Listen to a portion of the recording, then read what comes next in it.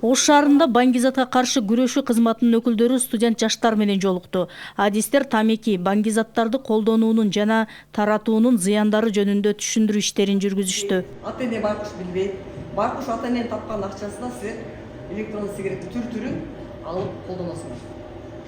Бирок ошо менен силер эмне кылып атасыңар? Өзүңөрдүн өмүрүңөргө өзүңөр кол салып атасыңар.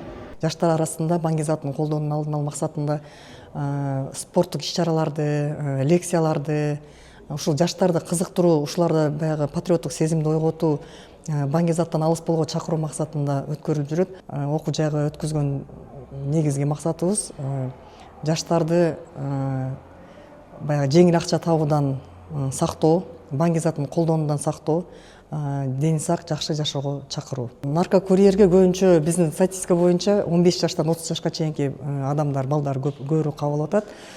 Бирок жаш өспүрүмдөр кармалган жок баңгизаты боюнча. Бирок наркологияларга көбүрөөк передоз болуп, көбүнчө ушул курактагы жаштар түшүп атат. Ош мамлекеттик университетинин индустриалдык педагогикалык колледжинде азыркы учурда 3000ге чукул студент окуйт. Баңгизатты колдонгондо эмне болот, кылмыштуулук жагы кандай болот, ден соолукка зыян жагы кандай болот, аны алдын алуу үчүн эмне жумуштарды аткарыш керек. Мына ошолор боюнча маалымат өтө сонун, кызыктуу берилип атат. Биз бир гана билим бербейбиз, билим менен кошо тарбия беребиз. Тарбияда бизде эми теория жагынан окутуучуларыбыз ушул баңгизатты колдонбоо, кылмыштуулуктан алыс болуу, ата энени угуу, жүрүм-турумду оңдоо деген маанидеги темаларда куратордук сааттар өтүлөт.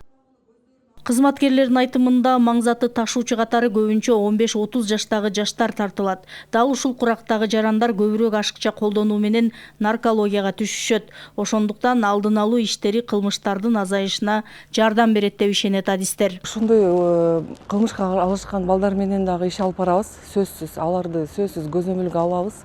Алар менен жеке иштешүү пландар түзүлөт. Өткөн 24-жылы салыштырмалуу 24-жылы 113 окуучу кылмышка аралашкан болсо, азыркы учурда бизде Сулайман Ато милиция бөлүмүндө 73 окуучу кылмышка аралашкан да.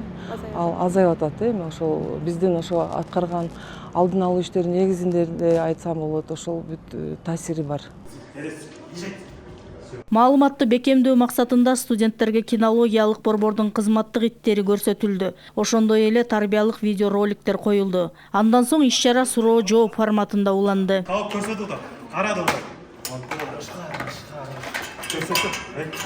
Эске салсак, ар кандай баңгизат адамдын ден соолугуна чоң зыянын келтирип, анын жашоосун түп тамырынан өзгөртүшү мүмкүн.